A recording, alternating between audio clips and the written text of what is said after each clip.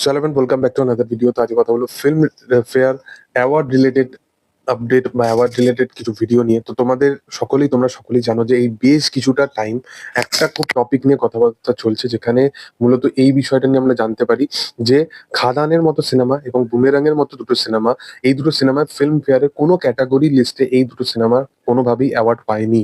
এর পিছনে বড় রিজনটা কি? এটা মানে ফিল্ম ফেয়ারের যারা ক্যাটাগরি লিস্টে যারা ছিল তাদের কোনো দোষ, নাকি এটা পুরোপুরি বাংলার ফিল্মফেয়ার ক্যাটাগরির যে নমিনিস গুলো থাকে সেইগুলো ডিপার্টমেন্টের দোষ? এইটার বিষয়বস্তু নিয়ে কথা বলো। মূলত তোমরা একটা জিনিস জানো যে বুমেরাং এবং খাদান এই দুটো ছবি কিন্তু হাইলি একটা এক্সপেরিমেন্ট কাজ ছিল, এবং অডিয়েন্স ডিমান্ডে এই দুটো সিনেমা হচ্ছে সব থেকে বাংলায় এক্সপেরিমেন্ট ওয়াইজ কিন্তু কাজ। সেটা তুমি ইন টার্মস অফ ভিএফএক্স এবং ইন টার্মস অফ কিছু কিছু এক্সপেরিমেন্ট বা কিছু কিছু মানে সেফলি খেলেনি এই ছবি দুটো। মানে নিজের জনার থেকে যেরকম বাংলা ইন্ডাস্ট্রিতে সচরাচর আমরা ছবি হতে দেখতে পাই, তার থেকে আলাদা আলাদা ভাগের একটা সিনেমা। এবং বুমেরাং খুবই এন্টারটেনিং একটা সিনেমা ছিল, এবং বুমেরাং এর কমেডি সবকিছু কিন্তু প্রপার পুল অফ করেছে। এবং জিদ্দার লাস্ট দুটো কাজ থেকে বোঝা যায় যে সে কিরকম কিরকম কাইন্ড অফ কন্টেন্ট এখন বাছাই করছে।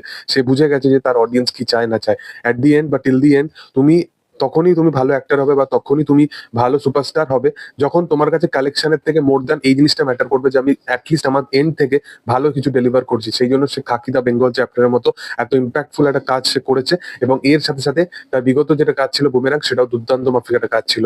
মানে আফটার মানুষ সেই জিনিসটা কিন্তু বুঝে গেছে। সেই কারণে জিৎ 58 নিয়ে কিন্তু একটা বিশালভাবে একটা তোড়জোড় ভাবে এই কারণে চর্চা কিন্তু শুরু হয়ে গেছে। এবার যদি কথা বলি দেবদাকে নিয়ে, দেবদার খাদানে কেন পেলো না? মূলত আমি একটা কথা বলবো যে খাদান এমন একটা ছবি যেটা আউট অফ দ্য বক্স ছবি হয়ে গেছে বাংলা ইন্ডাস্ট্রির জন্য।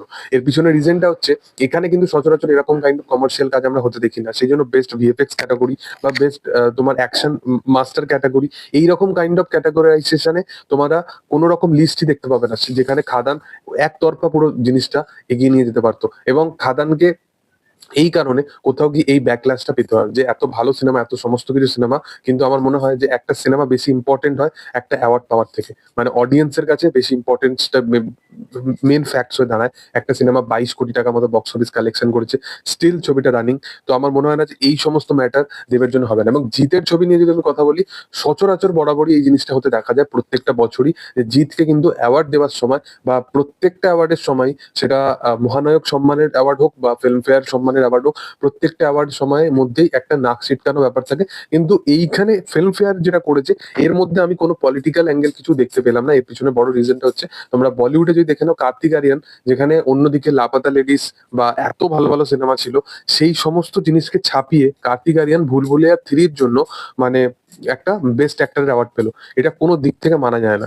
কারণ তবে হ্যাঁ, এখানে যেটা হয়েছে, এখানে তুমি ওই যে কার্তিক আরিয়ানের যেটা আমি ব্যাপারটা বললাম, কার্তিক আরিয়ান এমন একজন যে লাপাতা লেডিসের মতো এরকম সিনেমা ছিল, 12 ফেল ছিল, এরকম ভালো ভালো সিনেমা, সেই সমস্ত কিছুকে ছাপ ফেলিয়ে সে ভুলভুলিয়া 3-র জন্য বেস্ট অ্যাক্টর পাচ্ছে। এগুলো বোঝা যায় যে এগুলো পুরোপুরি একটা ইন্টেনশনালি এই জিনিসগুলোকে করা, আর কিছু নয়। তারা শুধুমাত্র চায় তাদের শোস্টার একটা টিআরপি জেনারেট হোক, এইটা পিছনে আর কেন। কিন্তু বাংলায় যেটা ফিল্ম ফেয়ারে করেছে, আমি মনে করি যে কিছু দিক থেকে অবশ্যই তারা এই জিনিসটা করেনি, যেখানে ওই পলিটিক্যাল অ্যাঙ্গেল শব্দটা আমরা প্রয়োগ করতে পারবো। হ্যাঁ, ইদিকা পালকে যে অ্যাওয়ার্ডটা দেওয়া হয়েছে সে কিন্তু সত্যি করে ডিজার্ভ করে বেস্ট ডেবিউটেন্ট অ্যাক্ট্রেস হিসাবে। মানে এর থেকে ভালো আমার মনে হয় না যে অপশনাল কিছু ছিল বলে। তো সেই কারণে ইদিকাকে যেটা করা হয়েছে সেটা বেস্ট হয়েছে। এছাড়া যদি বেস্ট অ্যাক্টর হিসেবে আমি দেখি, তাহলে চালচিত্র এখন, যেটা খুব ভালো একটা সিনেমা, এবং মানিক বাবুর মেঘ, যেখানে অভিনন্দন ব্যানার্জি কাজ করেছে, এই দুটো সিনেমা কিন্তু নিজের জায়গায় ব্যাপক ছিল। এবং এই দুটো সিনেমা বেস্ট অ্যাক্টর হিসাবে এরা দুজন পেয়েছে, তো সেটা নিয়ে কোনো প্রশ্ন হওয়ারই কথা নয়।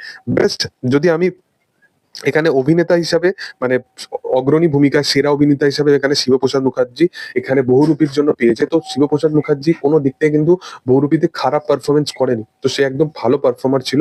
তো সে যেটা পেয়েছে সে সেটা অবশ্যই ডিজার্ভ করে। সেরা অভিনেতা হিসাবে তোমাদের আমি বলেই দিলাম যে অঞ্জন দত্ত আর মানে এই বছরে চন্দন সেন, অঞ্জন দত্ত, এদের থেকে ভালো কিন্তু কোনো অপশন কিছু ছিলই না।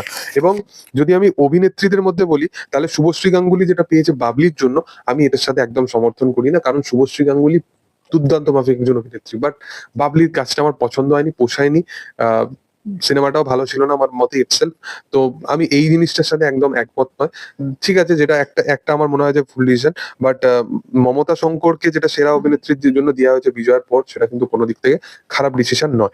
এছাড়াও আরো তুমি যদি ক্যাটাগরি লিস্টের দিক থেকে দেখো, অনেক এরকম যেগুলো আছে যেখানে খাদান বা বুমেরাংকে হয়তো দেওয়া যেতে পারতো, যেটা প্লেব্যাক সিঙ্গারের দিক থেকে হোক বা অন্য কিছুর দিক থেকে হোক। কিন্তু যেখানে যেখানে অন্য অন্য নামগুলো উঠে আসছে, তোমাদের কিন্তু কোশ্চেন গুলো কিন্তু এক একটা কিন্তু ফুলফিল হয়ে যাবে। যেখানে ননীচোরা দাস বাউল ও বনি চক্রবর্তী ওই ডাকাতিয়া বাসি গানটার জন্য তারা পেয়েছে। তো এইরকম কিছু কিছু নাম, যেটার কারণে এই দুটো ছবি কিন্তু ব্যাকল্যাশ হয়ে গেছে। কিন্তু কিছু কিছু জায়গায় অবশ্যই দেওয়া যেতে পারতো, যেমন শুভশ্রী গাঙ্গুলির ক্ষেত্রে হয়েছে এই ব্যাপারটা। কিন্তু বুমেরাঙের ক্ষেত্রে তো এই জিনিসটা একদমই মান্য নয়, কারণ রুক্মিণী মৈত্র যে পারফরমেন্সটা বুমেরাঙে দিয়েছিল, আমি লিটারেলি বলবো, আমি রুক্মিণীর থেকে শুভশ্রী গাঙ্গুলিকে অনেক বেশি এগিয়ে রাখি সব জায়গায়। বাট এইখানে আমি এই জিনিসটা বলবো যে বুমেরাঙেতে রুক্মিণী মৈত্র যে পারফরমেন্সটা দিয়েছিল, সেটা বাবলির শুভশ্রী গাঙ্গুলির পারফরমেন্সের থেকে ফার ফার বেটার, এবং সে অবশ্যই এই অ্যাওয়ার্ডটা ডিজার্ভ করতো। বাট হয়নি, আর কিছু বলার নেই। যাই হোক, এবং টেক্কাতে দেবদার পারফরমেন্স সত্যি ভালো ছিল। মানে টেক্কা ইটসেলফ সিনেমা হিসাবে হয়তো বহুরূপীর কাছাকাছিও নেই, বাট পারফরমেন্সের দিক থেকে টেক্কাতে দেবদার সিনেমা ব্যাপক একটা পারফরমেন্সে ডেলিভার করতে পেরেছিল। এবং খাদানে তো কিছু বলার নেই, আমি বলেই দিলাম যে in terms of VFX, budget, এত কিছু ক্যাটাগরিজ তো নেই এখানে, তো সেটা নিয়ে আর আলাদাভাবে কোনো ডিসকাশনের কোনো ব্যাপারই হয় না। তো যাই হোক, তোমাদের কি বক্তব্য এই বিষয়বস্তু নিয়ে, সেটা অবশ্যই তোমরা কমেন্ট সেকশনে জানাতে পারো, এবং তোমাদের মধ্যে কোন ছবিটা ডিজার্ভ করতে পাওয়া অ্যাওয়ার্ড, সেটা অবশ্যই তোমরা জানাতে পারো। ভিডিও ভালো লাগলে অবশ্যই লাইক শেয়ার সাবস্ক্রাইব করবে।